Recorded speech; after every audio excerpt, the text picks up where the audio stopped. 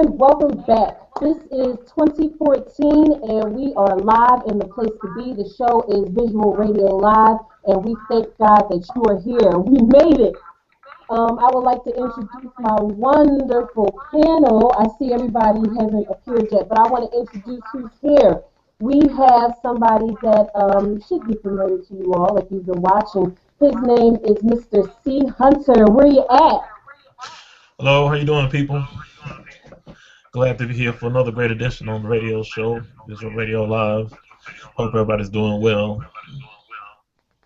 Thank you, and we are. And now I would like to introduce a newcomer, but definitely a friend to the show. His name is Big Ham. Can I call you Big Ham? Yeah, that's cool. That's cool. How you doing? Why don't you give us a brief introduction of yourself, and tell us where you representing, and just a little bit of details as far as the hip hop background. Pretty much, stage name, like you said, Big Ham, Soul Rebel. I go by a few aliases. Pretty much, the rap game, I've been in it probably about 5 years now. I started about 2009, about 26, just as a little hobby, and it kind of branched off into being more serious when I kind of realized that I'm actually kind of good at it. But it's like, that's the big thing, pretty much. Like, really, I mean, I've been a hip hop head since I was a little kid, man. I just went from a fan to an MC. That's all it was. Pretty much. I hear that. Thank you, sir. And look who just popped in. Joe of Sober Minded Music. What's up, sir? I hear a little feedback on that end. Praise God, we are here. Looking forward to another wonderful show. Yeah, it's a little feedback. Let's see if we can figure that out. But anyway, yes, and also we have live and in the place to be Mr. Dame, #1 top seller at Freddie Kita, 2015. How are you today, sir? Doing good. Happy to be back. 2014, ready to get on. Yeah, we're welcome to have you back. We know that our last show we were having some technical difficulties, but you were still able to, be with us in spirit and comment and watch. And I just appreciate that, bro. And I want to put that out there for the world to know that, this is not, we don't just jump on and jump off. We have made this an active part of our lives and something that we continue to move forward with and pursue. So thank you for this, sir. Yeah, I'm here.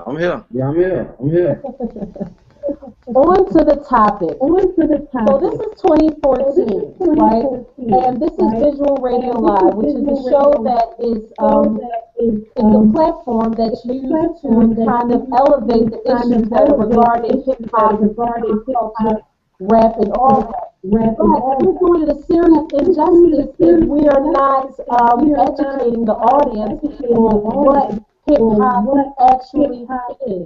And I mean like the breakdown. Hip hop or rap in the 90s or the 2000s. There's a big chunk of history that you're missing. And thank God for us to educate you on these important issues. So let's get to it. Hip hop. Is there anyone that wants a clear definition of it as a culture, as a genre? What hip hop is to you? What's that? Oh, I gotta call you out. We started. To me, it's just a basis of it's self-expression, it's either physical, either verbal, physical, or any form of art. That's all that is hip hop. But it's all basically a form of self-expression. I'm in agreement with that too. From growing up, I grew up in not the earliest parts of it, but I remember my first real CD tape was the LL Cool J the second one. So I remember listening to that. I was about 6, 7 years old. So it's always been an art. I think Aaron hit it right on the head with it being an art, being expression. Truly, it is a culture. I mean, it's a cultural thing. Expanded many cultures on every continent right now. So I do look at it as an art, a real personal form of art. Right. Hold on for 1 second, guys. Let's take care of the technical difficulty. Is there anybody that has like a speaker on or you don't have on your earphones? Because there's mad feedback, and it's like like a river wave. I'm using their phones. Yeah. I'm using I unplugged. We should be good. I think it was my speaker again. Okay. All right. So then we're good. Yeah. Getting back to that, Dame, thank you so much. I do agree, and also Aaron, Big Ham, that it is a form of self-expression. And there are actually hip-hop historians like KRS-One, Professor Griff, Dr. Phil Valentine, that say that hip-hop actually is rooted in one of the oldest forms of communication that we had as far as the African culture.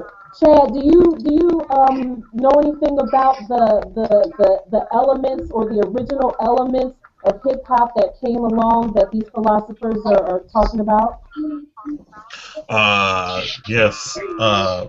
So in its earliest form, the person that's that all agree is credited as being the grandfather of hip hop is DJ Kool Herc, and he was Jamaican born, and back then what they would do is they would spin records, a lot of disco records and old school R&B and funk, and then they would do what called break down the beats and mix the beats, and then they would rap in between those segments where they were breaking the beats, and that's kind of where that all took off from,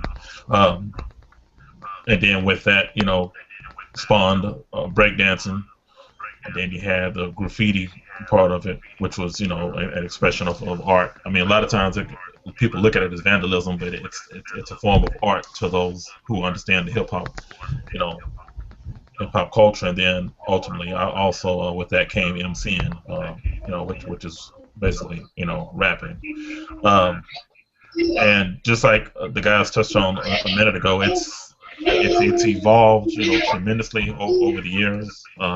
Some for the better, and some, I'm not going to say for the worse, but anytime corporate America gets into something, I mean, corporate America is all about the bottom line, and so you have people that are in the hip hop culture, but they also kind of want to merge into the profit side of things. And so, the corporate America side telling me, well, this is kind of what we need you to do, and so hip hop, I think, sometimes is compromised in that people that want to get into the profit side of things, they have to kind of compromise some of what hip hop truly is in order to satisfy corporate America to get those dollars. Right. I want to piggyback on what Chad said, because he made a very poignant point about corporate America and hip hop, and it's like a double-edged sword. I can remember in the initial stages of rap just blowing up, hip hop just blowing up, and our gripe was that people weren't taking us seriously. Mm-hmm. It wasn't. We were being likened to a disco and the big band, in that we were going to fade out in a couple of years and stuff like that. So now over time, corporate America has come in and really grabbed a hold of the institution. And if you know anything about corporate America, when corporate America comes in, they come in all the way. It's a whole different animal when they're finished with it. I liken it to the NFL. It's a lot of things. I can remember when the NFL didn't have all this being mic'd up and all this access and all this interviewing coaches. Even the NBA, they interview coaches at inopportune times and stuff like that. But it's big dollars being put into this, and they're reaching a wider audience. So not just in hip hop, anything that has corporate America involved in it, tends to get watered down. So it's a give and take, you know. So that's where we are right now. Yeah, I completely agree. I was watching, just in preparation for the show, I was doing some research in Rakim. There was this brief interview where he was saying that, young guys would go to to get the record deals, and they'd be talking about their consciousness or what's going on in the hood. A little Tupac, a little bit a thug, a little bit consciousness, and they were getting sent home empty-handed. The industry said, no thank you, we don't want to hear that. And so a week later, the very same kids that was talking on the Mind God Body came out with the Drugs Blame Women and would get signed. And so that sent out a huge message because African American people, black people, were desperate for a situational change. How are we going to get this money? Because I'm, living next door to a crackhead, or there's a crackhead in my house. So how am I going to have this situational change now? How do you feel about that, Aaron? That it went from, or Big Ham, I'm sorry, that it went from a conscious effort, conscious lyrics to I want to change my situation, point blank. So I'm gonna say what you want me to say. Yeah, pretty much. It's just pretty much like selling, kind of like selling yourself out to try to get that quick buck. But I mean, at the same time, like you said, it's a double-edged sword. Like, well, what am I going to do? Am I going to go ahead and feed my family? We in this dire situation, or am I going to keep it true to what I came in rapping about? I mean, it's tough, man. I understand. Like, it's kind of like how the shiny suits, and like they was rocking the shiny suits. They didn't want to rock the shiny suits. They didn't come from that. That's not their background. But they had to do what they had to do. They sold a bunch of records, but at the same time, it was a frustrating time for them. It's what it is. I believe you got to stay true to yourself in the art form, because it's people in the art form that they're gonna appreciate you. Like right now, overseas is where it's at, man. A lot of the underground artists are getting lots of love overseas because they appreciate the purity of the art. So but at the same time, it's a double-edged sword, like you were saying. Yeah, Dame, what do you think? It's rap versus hip hop. Like we were conscious and we want to get paid. I used to always struggle with it because when I grew up, I'm Texas, San Antonio. I moved to Houston in '88. I didn't know nothing about MC Hammer. I'm telling you, I didn't know what was going on. I knew LL Cool J, the Beastie Boys, Run DMC, man. But I really do think hip hop is more of a culture, because when I came to Houston in '88 in the 5th grade,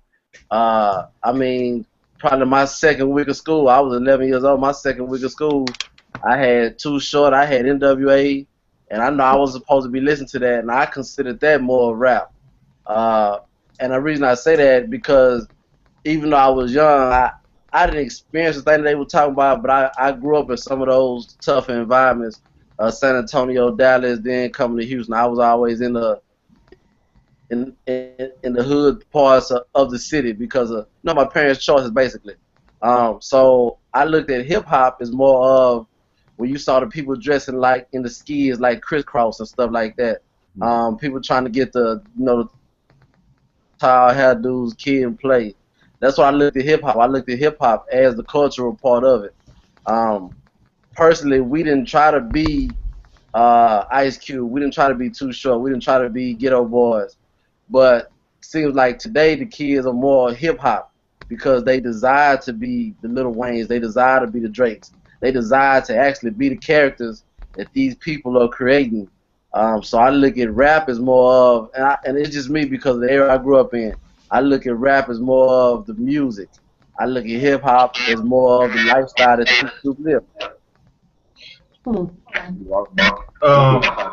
Yeah, that's a good point. He made a couple of very poignant points. All across the board is dichotomies, man. It's give and take, because when this first started, and I'm not putting things in bad and good, and that's not what I'm saying, but it's just different. When we first started, we were artists, It was creativity. Everything wasn't quote unquote conscious. In other words, everything wasn't for the uplifting of people or whatever, but it was skill, right? And writers back then, they if you're a writer, just forget hip hop for a minute, forget hip hop where it's at right now. If you're a writer, you know, so I know some people prefer to write fiction, people prefer to write nonfiction as far as writers and books and stuff. As musicians, we didn't really have that boundary, you know. And I would say musicians today, everybody except hip hop artists, don't have that boundary. Nowadays, you know what I'm saying, it's the facade of having to live out everything you write about, and then now it's influencing what you write about, and everything has to be a certain way. That's really not where it originated from, you know, good or bad. That's where we're at right now. I remember I wasn't a big fan of No Limit in the early stages. And what turned me on, what turned the page with me with them is I heard Silk Shocker in a interview, and he said something that I could really see like going on in my neighborhood. He said, because he knows he's not Rakim or whatever, so he said, hey, this ain't my passion, this ain't nothing. This is just a way for me to get my family out of a bad situation. Now, when he said that, I kind of stepped back because I used to be an elitist. I always was on lyrics. If you ain't lyrical, I don't want to hear you. But he's talking about real life issues. You understand what I'm saying? He's trying to move his family legally into a better situation. You know, so now I'm like, well, who am I to question him, you know, in his place in the marketplace and stuff like that? So it's dichotomies all over the board, y'all. If I could jump in on that for a second, a lot of people use that real. I'm real. I'm living what I'm rapping about. Like you were saying, Joe, just to kind of like excuse the fact that they don't got skill on the mic. Like a lot of people saying, like they came out in the late '90s when Puff Daddy came out. Like you hating because he can't rap. Like a lot of people would like to do that stuff. So yeah, I definitely understand where you're coming from. Where the whole like my favorite MCs like Nas. Nas didn't live everything he rapped about. Wu-Tang. The fictional characters and all that stuff is cool. I mean, there's nothing wrong with that as long as you rapping with skill. But at the same, you know, but like you were saying though, like but yeah, you got to get the money at the end of the day too.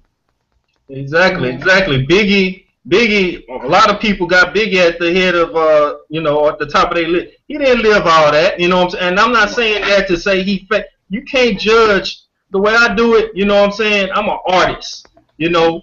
I give you glimpses, and the older I get, is the more I want to reflect what I'm thinking and what I'm living. So it's closer to reality, but that's all you can expect is glimpses. You ain't going to see the whole picture. You know what I'm saying? It's been times, you know, people have ways of marginalizing or saying certain terms, but not really what they want to say. In other words, they'll say, well, he's a mark, or he's a buster, or he's a hater, when in actuality, if you break things down, it was a point in my life where I made a bad decision. I did this dude dirty. You understand? That was a bad decision on my part. You understand what I'm saying? So that's what we get lost in translation with all these slang terms and not focusing on life and growth and reality. You know? So that's really where I'm at with it, you know. And at the same time, I'm not criticizing anybody. I listen to the whole. I was making my list of the best albums, in my opinion, of 2013. It's a bunch of gangster rap on there. You know, it's a bunch of lyrical gangster rap, but it's a bunch of cats that do this lyrical stuff, but it's boom bap oriented. So I'm not casting stones or anything. I'm just trying to reflect what's going on right now, where it came from, where it used to be.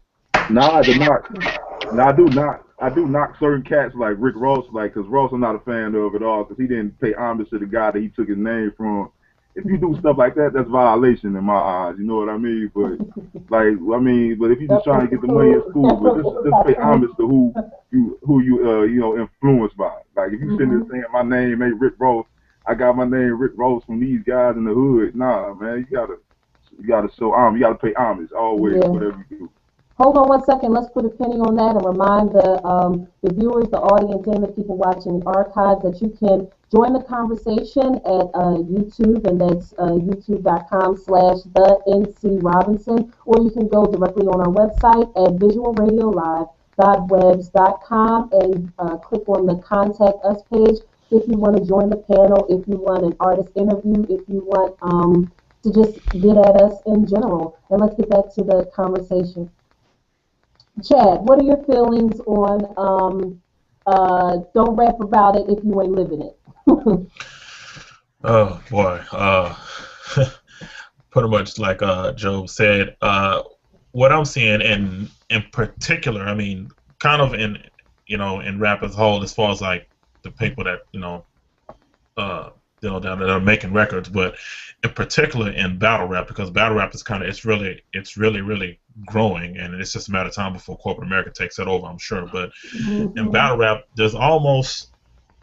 you're almost discredited, if people feel like you haven't lived it, and I see that a lot. It's like, you're not about this life, or you really haven't. You don't know anything about, spending so many years, in jail, or, you haven't killed anybody, you haven't shot anybody, you haven't sold this dope, or you haven't, sold drugs, anything like that. So it's almost as if it's a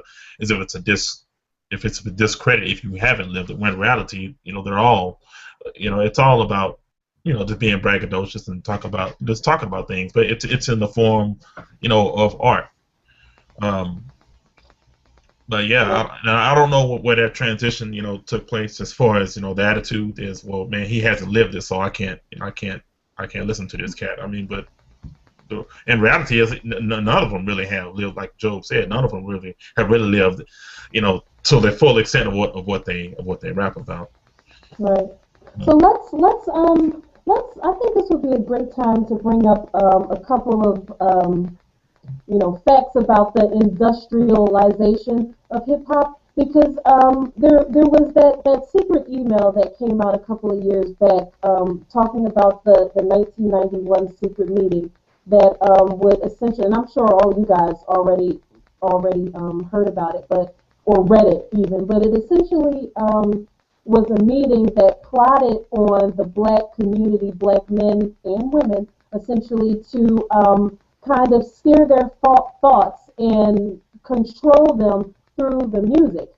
And that's why, and people say, this is I guess, urban legend out in hip-hop, that this is the reason why conscious hip-hop became gangster rap, which became, talking about bling and shorties and all of that, which became what it is now, where, I mean, there's very, very little consciousness or things, there's very little music which talks about anything of some relevance and something that would stimulate the black culture. What do you think about that, Dane? Say it one more time for me, Sarah. Do you think, short story long, do you think that there's any validity to the idea or the meeting that they said was held in 1991 to try and get people to control people's thoughts through the music to fill the jails? Was that more clear? Yeah. I think Okay. we've seen so many, or we've heard of so many type of conspiracy things. We say that conspiracy theory. A theory is something that's not been proved, but research is put into it. So there's so many theories, conspiracy, be it or whatever, about not only that, but about other things in American history. You put me on a lot of stuff lately. I've been watching some of the stuff that you've been watching. It's very, very interesting, and you kind of see stuff.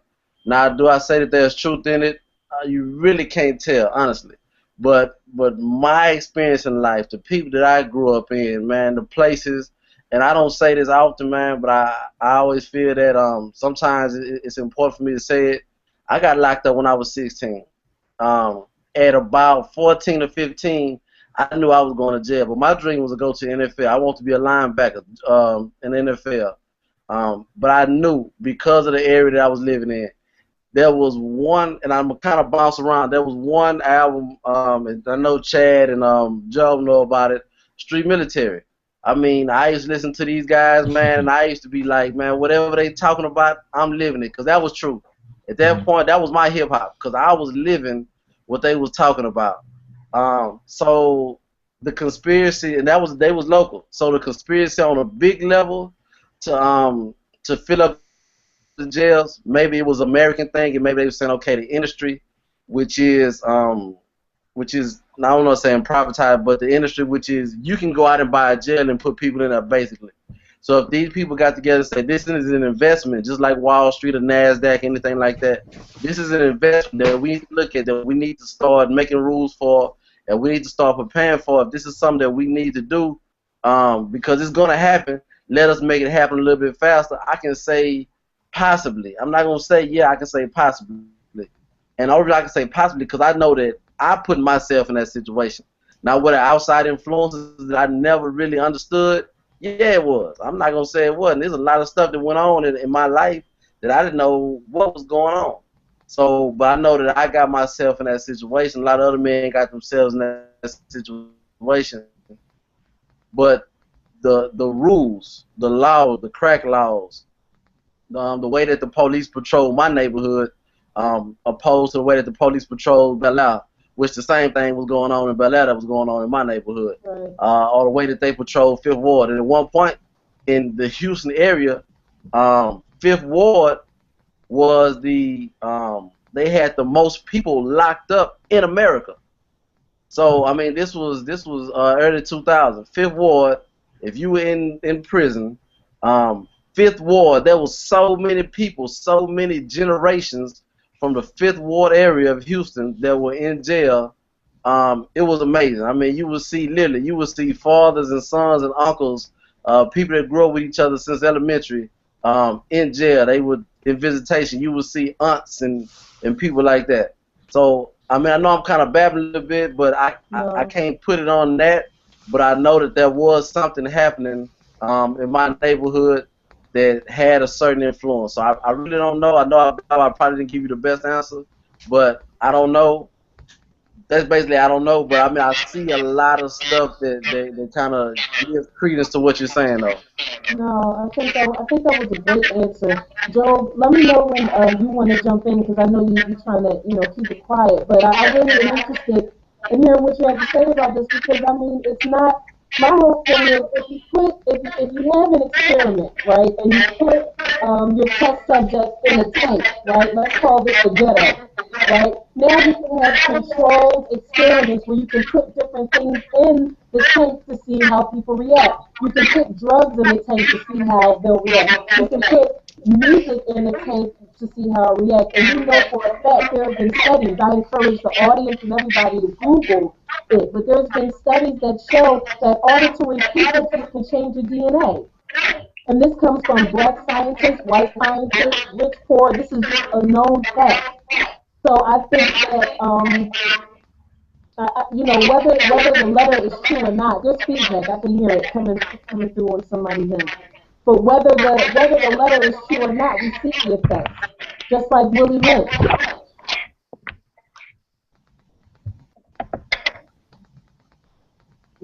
Aaron, how do you feel about it? About the industrialization through music? Yes.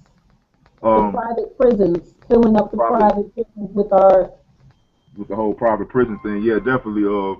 If you look like with the radio, it's not the balance. Like you said, like it's the conscious stuff you got to dig for, and like a lot of that conscious stuff you have to dig for. But you hear on the music, man, what you hear normally through the day is a lot of right now. Like we're in the ratchet era, quote unquote. I don't know. Yeah, like we're the cool, but like that's what you're gonna hear, or like the gangster music. Like for say, for instance, one of my favorite groups of all time was NWA. Once they took Ice Cube, who was the conscious element of their group out, when they went over there to Ruthless, their music became super gangster. It wouldn't have a social commentary.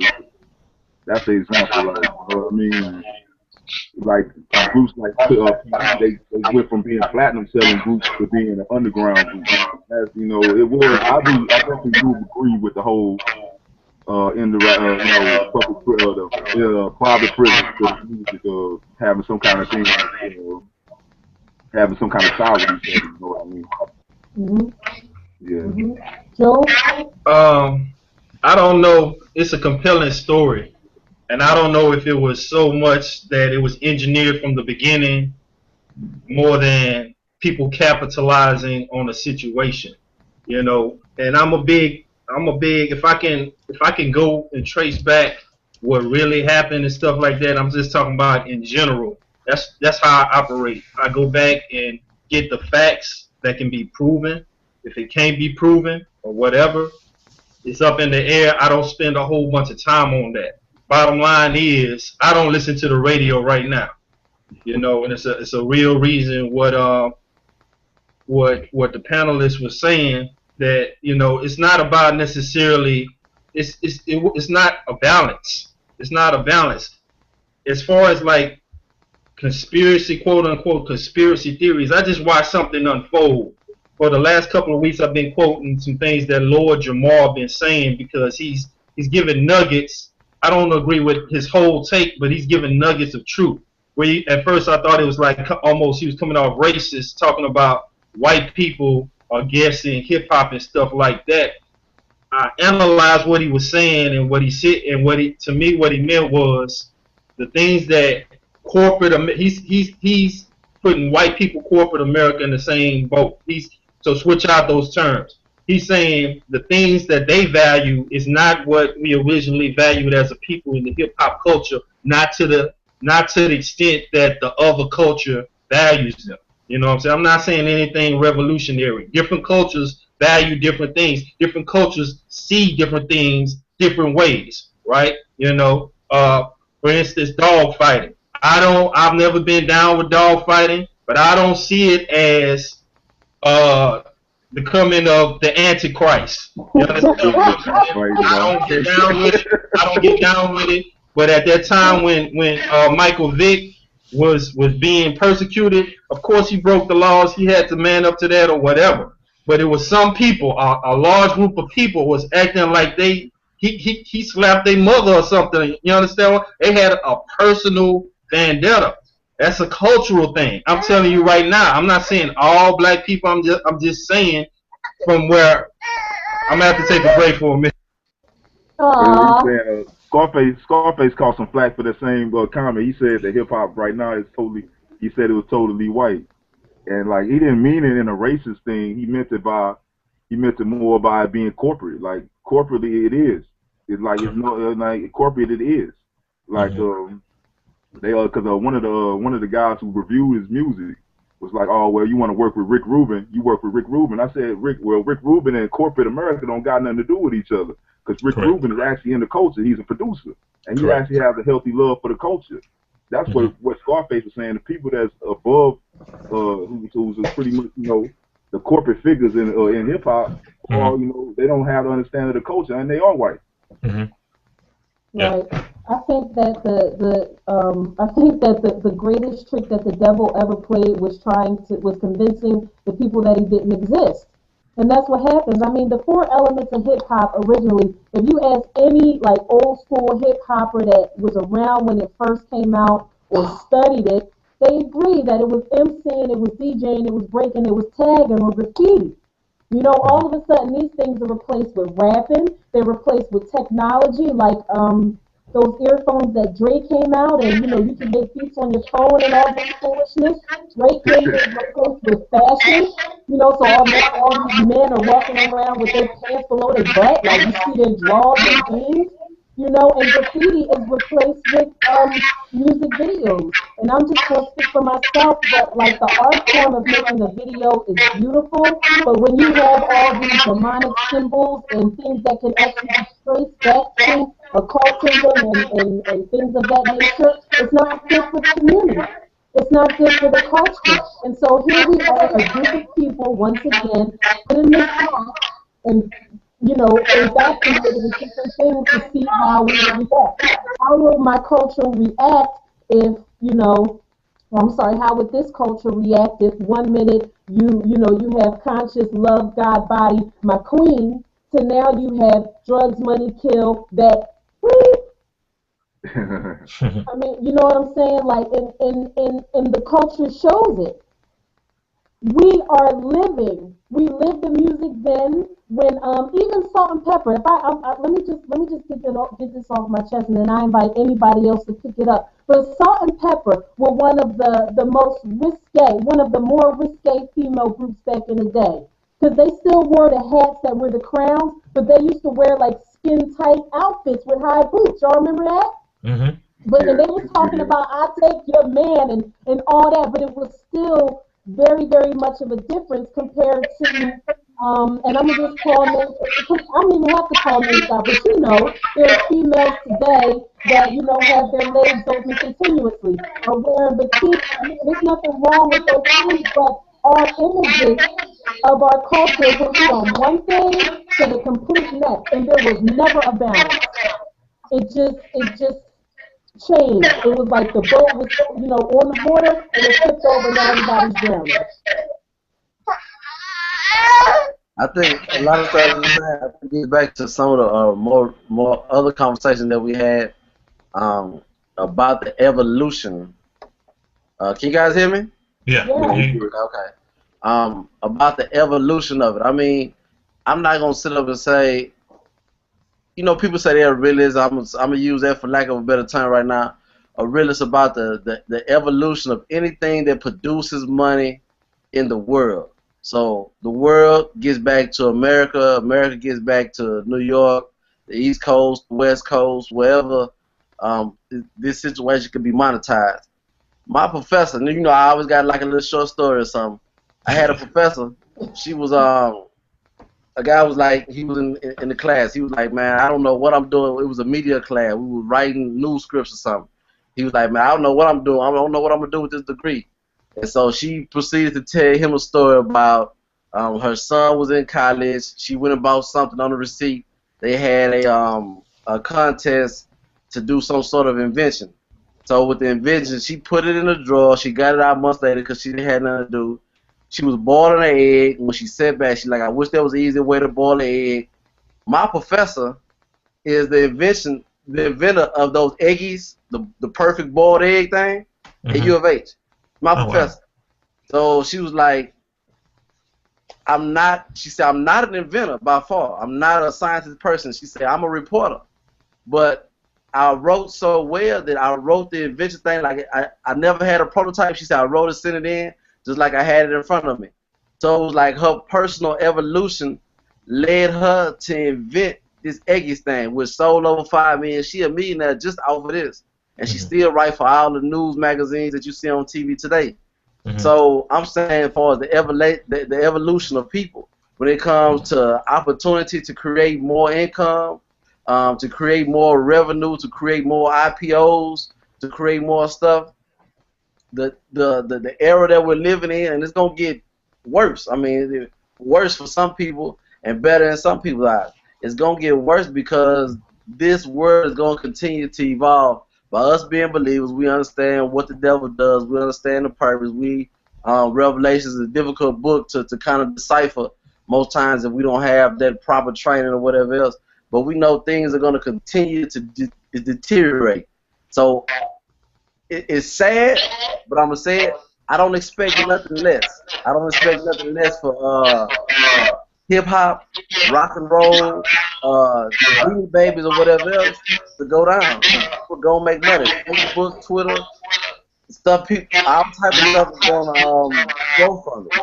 So just like hip-hop, even though the form of it is now becoming tainted, it's become tainted, probably between the last 10 years, it's become like extremely tainted from what I grew up on. Even though it's a cousin, but I do expect that to happen, but we talked earlier in a couple other episodes, it's on us, the ones that believe in the true form of it, to do our part. And I think that this is part of us doing our part, to continue to support them when they come to town. Unlike Joe, they said Joe stuff in Taiwan. Where is it? Thailand. We get to the bottom of that. So I think it's on us to support when they come to town. I mean, even though we hard-working people, to buy that tape, if that's something that we want to do. To talk about it, to educate our young cousins and nephews and nieces about the stuff, So basically, it's on us to do our part. We have to continue to be the stronghold in this. Okay. I would like to ask a question, Sarah, if you don't mind. Especially, because you all are artists. What do you think is the next evolution of hip hop from where it is now? So, what will be the next major evolution in hip hop over the next, maybe 5 years or so? Honestly, Mm-hmm. I think the next evolution of hip hop is going to go into really extreme sexual, not just for females as it's been in the past, but for men. There's a lot of feedback on this thing, guys. I hear it. If you guys on the panel, look at the group chat and you can see, you can communicate with each other because we got to have feedback. But I just think that the next evolution, unless we grab hold of this and stop it, is going to be over-sexualization. And I mean a lot more visual homosexual acts. A lot more, and by acts I mean like groups coming to the forefront.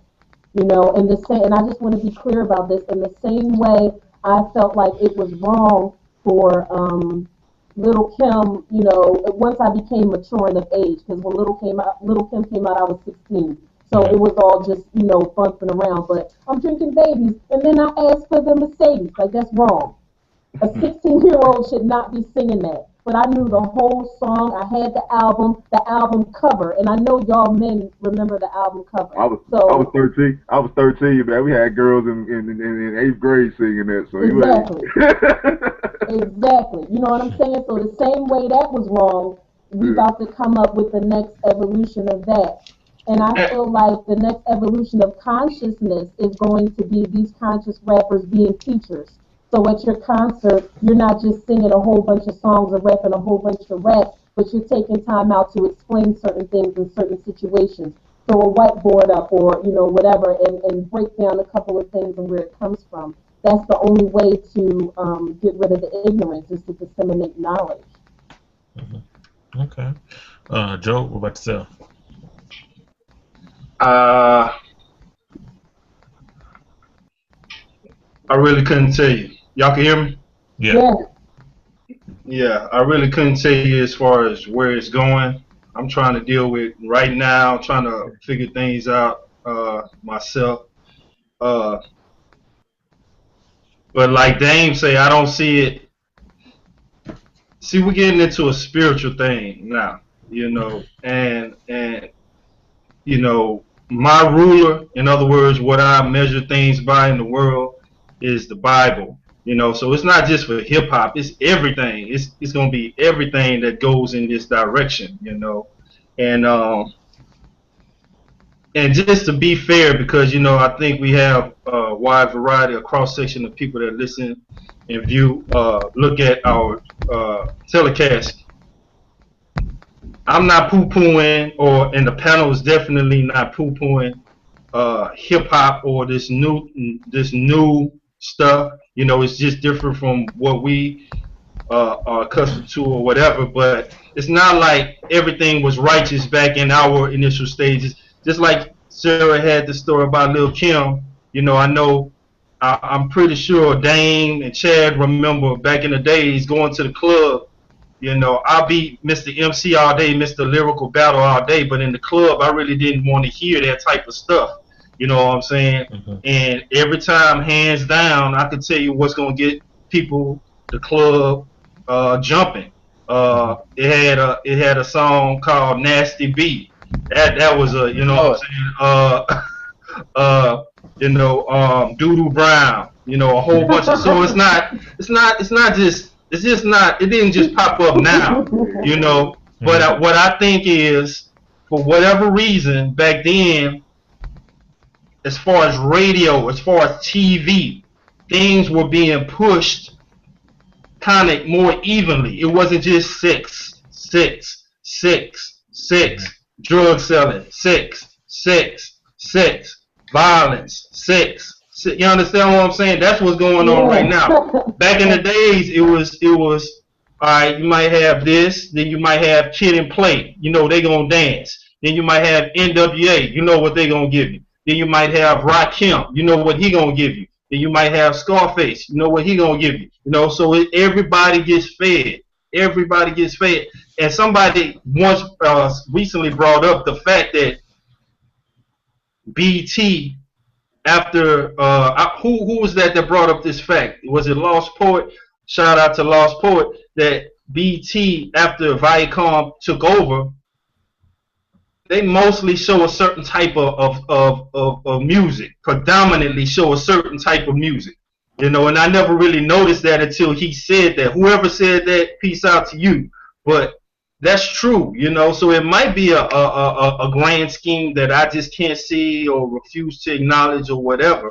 But my thing in the panelists, I may have not shared this with these panelists, but Cheryl, you know, my thing is controlling me. You know, I need to reflect in my music what's going on in my life. I need to reflect that I'm a creative person. I need to reflect that y'all just saw that I was a father. You know what I'm saying? The proof was on the camera, so I can't deny that. I got to reflect that. You know, I got to reflect that sometimes I'm frustrated, that sometimes I don't do the right thing and stuff like that. You know, and my thing is just me. You know, I'm not using the word nigga in my songs. You know, I have I'm not on no crusade against that word. We can have a discussion on that word. You know, it doesn't offend me per se, but I would hope that I don't want to offend my listeners. I have a bigger message to let that word be a stumbling block. And as an artist, I feel that I've used it as a crutch for far too long. You know, artists, you know, if I can't rhyme another word, throw a couple of niggas in there and stuff. I used to do that. I'll raise my hand, you know. I cuss words and stuff like that. So that's my plight. This is how I'm waging my war against what I feel needs to be equality and stuff like that. And I need to make my own lane. Good. I won't talk about the tagging part. We didn't talk a lot about the art. Going back to No Limit and all that. Remember like the pen and pixel, all that CD covers, you know, they had about 30 CDs out at one time. So it'd be in back of the source, you know, and everything would be back there. Pen and pixel, they had diamonds and champagne stuff dripping everywhere. I mean, like I said, I just think that I think that evolved with the more technology. You know, like you say, people make the guy on the video. I didn't watch the video. I mean, I guess it was the VMA. You know, I don't have cable, so I was at a hotel with some family past weekend, and so I just watched the episode. And the guy, I didn't know that the guy made the song off his iPhone. I mean, that was quite interesting. I mean, he took time out to learn and stuff like that. So I think it's always human nature in us reaching for the next level. And certain people, whatever their beliefs are, you know, they're gonna reach in that area. You know, so like the guy made the music. Some girl gonna come out with some sort of dance. Somebody will come out with some sort of dance, gonna be quite provocative, you know, and you know, I may try to turn an eye to it, but I may take a gander at it as well, you know, like most, you know, so you don't necessarily know what's gonna happen, but it's just again, I just say that, and it's not the best term all the time, but it's the evolution of people. It's people wanting to survive, you know, it's people wanting to live, and people understand the truth that they've been in. It's like we grew up, but we evolved. I was thinking of and I don't know what, but I'll say it. Drake, I like his music. It ain't always the best positive thing, but the way, and I see Sarah over there, Sarah ready to give it. But the way that he meshes with the music and stuff like that, and he say some stuff. I mean, and like I said, I used to be in the music thing, but he just say some stuff that like it's dope. It's true. You know, to me, it's true. And we were saying something earlier, I forgot what it was, but he said a line, somebody's funny when you are who you think you are. And I think that's the rap element. That's the hip-hop culture element. When you become who you work to become, when you won all these battle raps, when you start selling more records and stuff like that, when you walk into the place and people, hey, scream your name out over the mic, or you walking and down the hall and you just beat a dude in a battle rap in the cafeteria, and people giving you props and stuff like that. I mean, that's just the element of hip hop. You have to be that person. You gotta be that guy. You gotta be that girl. And whatever you do to stand out, I mean, that's your legacy. We talked earlier about the legacy with Joe's son. That's their legacy. Everybody wants a legacy, so you have a chance to create it. I mean, you only got one shot.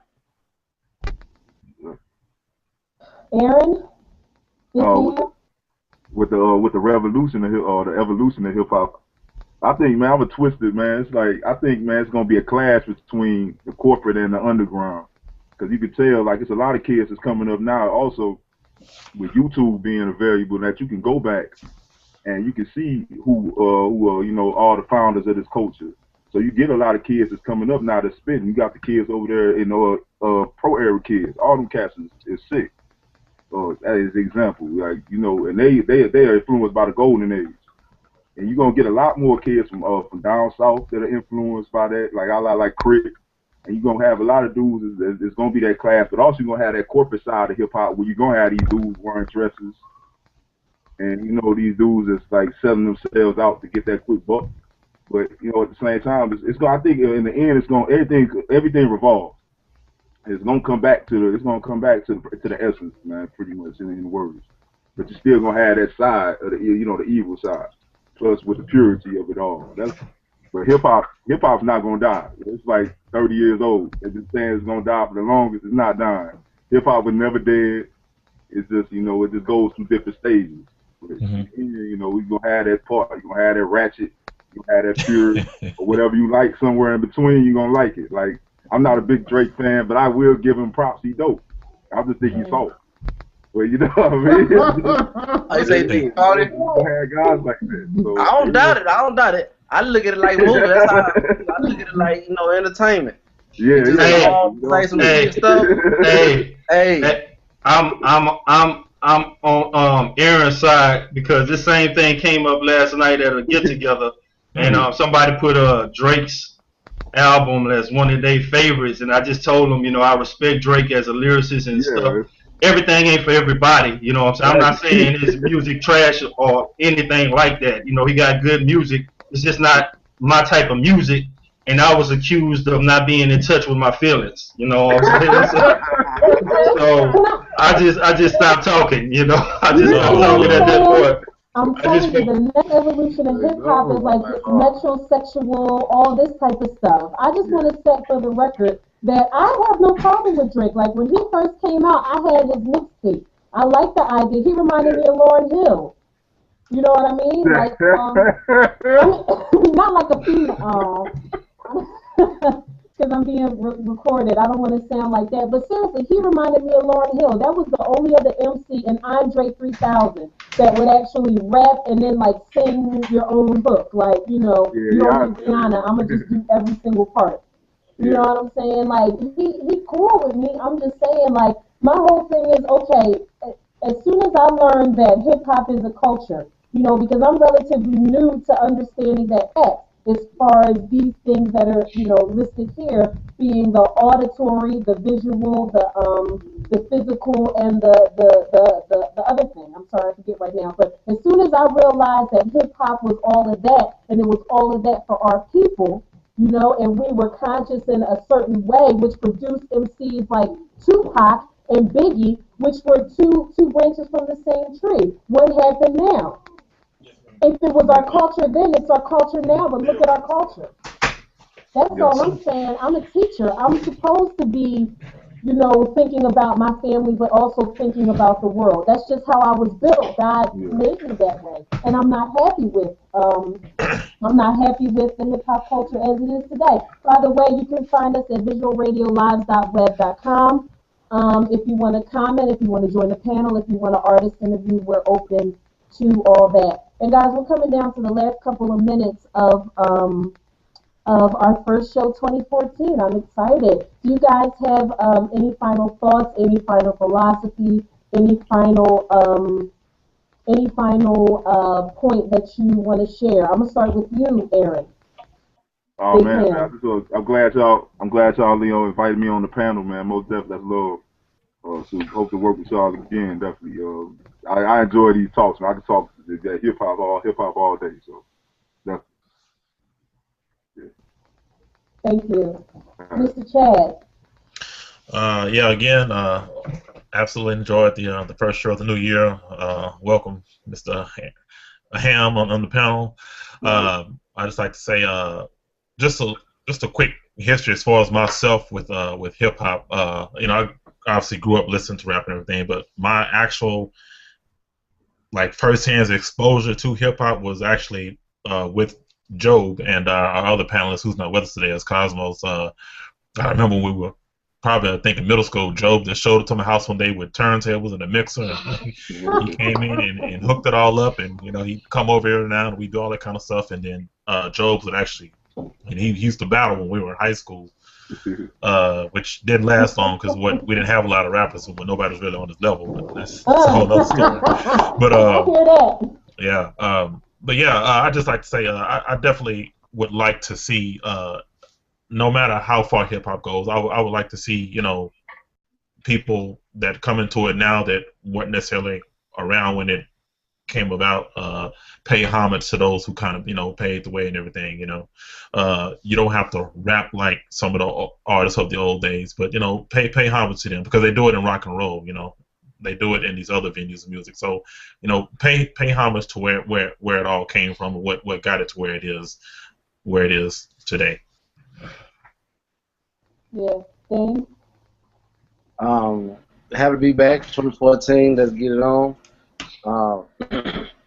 Again, I may be stuck in it. I just have to be kind of aware. It's just the evolution of it. I expect to happen what's gonna happen. But I have to do my part. That just means that basically I have to continue to educate those around me. And again, that's not something I'm just ultimately doing right now, concerning other areas besides trying to look out for my family. But the concerning hip hop, to go back to that. I think it's the Common song. It's what I grew up on. Some days right now, I'm a Christian. I go to church, but some days right now, man, I just need a beat. I need to hear. My song, I would listen to it 15 times in a row. Players Anthem, man. I just go listen to it, man. I just wait for 3,000 to hit me. I play it back a couple times, and I just go on into the song, I go back to Street Military, because it's embedded in us a certain way, So we do pay attention to what's out there now, and it's embedded in us a certain way, and we've evolved with it as well, because we've evolved with this world, we've evolved with the technology. Comedians are making so much money out of ringtones and stuff like that. So I just think that it's on us to do our best to maintain what we feel is pure. Then the 15 to 22-year-olds, they gonna maintain what they feel is pure, and for us just to come together and have the best dialogue that we can about it. Yes, sir. Amen. That was very well put by all our panelists. We off to a roaring start in 2014. God bless all our discussions for this year. Be this invigorating, this thought-provoking, and everything, man. As far as parting views, we're doing our part. I feel Sarah, she's just naturally like a on-air personality and a flashlight that holds the light up to the darkness and stuff like that. It's not just the rappers, interviewers and radio stations. Y'all do a test. It's a lot of rock stations, a lot of different stations. Listen to an interview on a rock station or a country station when a country western singer comes to the studio. Listen to a radio interview and compare that to what's going on in hip-hop and black radio. You understand what I'm saying? It's a bunch of, when you get hip-hop artists who might really have something to say, they get caught up in what he said, what she said, and magazines and radio stations play a role in that. Y'all play that up. You understand what I'm saying? I'm telling you, I made some declarations last year as far as, like, if you want a beat from me and I start charging, You know, I'm gonna charge you a sin tax. That's what I start calling it, a sin tax, if you cursing on my beats. You know, when I start charging. Also, another thing is I'm not doing interviews. I'm doing interviews with people like Sarah Connor, people that I have relationships with. I'm not doing if I'm talking to you, I'm either trying to lift somebody up, give somebody props or something like that, or give you some information that you need. Don't ask me about what this guy said about me and ask my thoughts on none of that. You know what I'm saying? So everybody, God willing, I blow up this year, next year, wherever, refer back to this video. I'm not answering none of those questions. I'm not doing none of those interviews. You know, so let's, like Dame said, let's get to work. Yes, sir. I got to mute myself because I realize that I got a lot of little ad-libs in there. I appreciate you, Joe, for that. I just want to talk really briefly about the artist interviews that we did put out there.